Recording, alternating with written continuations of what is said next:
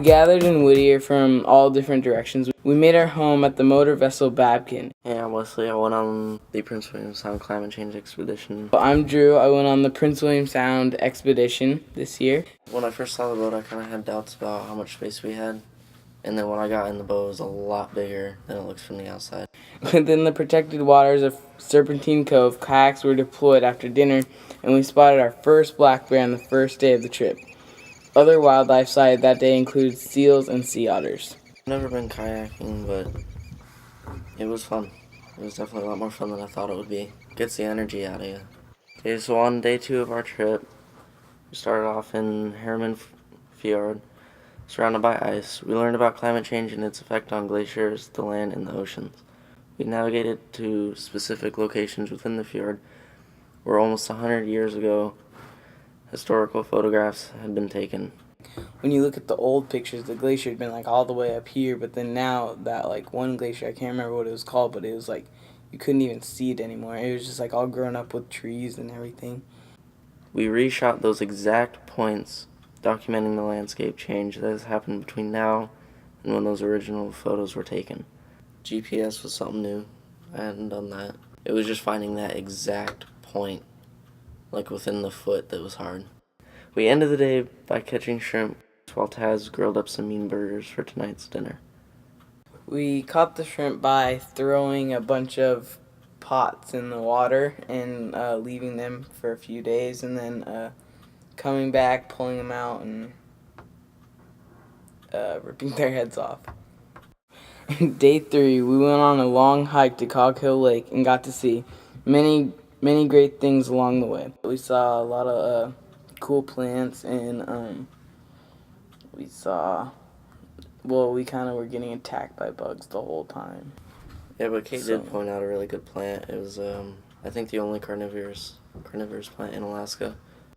They say it was, 2.5 miles, but in all reality it felt like about 10, because it was nothing but up and down, up and down, up and down. It would get really steep, really slippery, and really muddy. But it was still fun. We slept good after that. We finished the hike at the Cog Hill Lake cabin, where we rehydrated and ate lunch. Well, the first time we jumped in the water, Jeremy was the first one, and then Kate went. We had been seeing like thousands of jellyfish that were floating by, so that was kind of scary of jumping into the water, but I think eventually everyone did it, and it was really cold. Oh, it's cold! On day 4 of the trip, we learned about the commercial fishing industry in Prince William Sound, and that many of the salmon harvested in the area come from fish hatcheries. We toured the Wally-Nuremberg hatchery on Esther Island and learned about how the fish are raised and what it's like to work at a fish hatchery.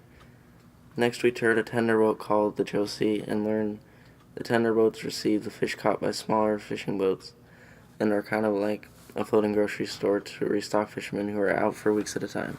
During lunch, we contemplated the effects of climate change on fisheries. As temperatures change, the timing of bug hatches and salmon migration could change, so these overlapping life cycles may someday no longer align. Day 5, on Eleanor Island, we began our day by visiting a river otter latrine. And so they go to the bathroom, and it goes in the ground, and the trees eat it. And I guess the trees get bigger after that. Helps the trees to suck up more CO2. They mark the territory almost like a dog with their scat.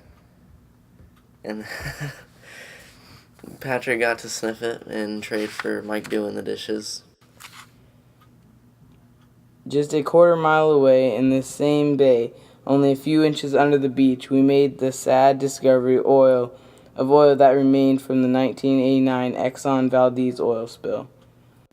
I'd have to say the oil spill is definitely something that's stayed in my head from this trip, because we got the samples from it, and I keep that in my room.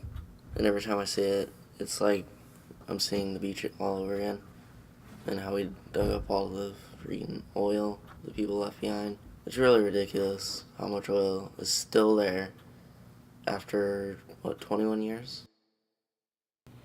We closed the day with an awesome reminder of how amazing Prince William Sound is by watching a humpback whale off of Glacier Island. Oh, that was awesome.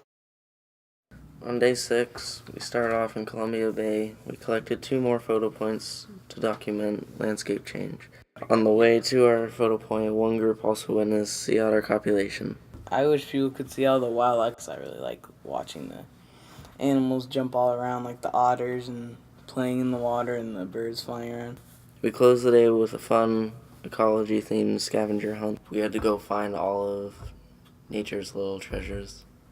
Day 7, we ended our trip in Valdez where we learned about citizen efforts to protect the fragile environment of Prince William Sound. When we were in the SIRS building and we learned about all the big tankers, that was pretty cool. And it was kind of cool to learn like what they do to help protect the oil and clean it up, and actually kind of let us know how the spills happen. When we went into RCAC, they had an entire presentation set up. We talked a lot about how it's not just the government that controls these things. The citizens of Alaska can do something about it. We are a part of it, and we do have a certain amount of control over it.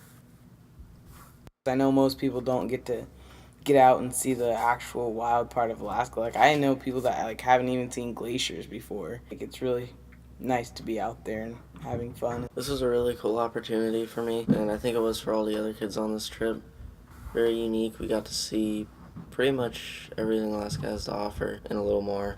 We got to meet all kinds of kids. We actually got to know them. It wasn't like we were just getting acquainted. So yeah, overall this trip was really fun. I learned a lot. That was an experience that I'll never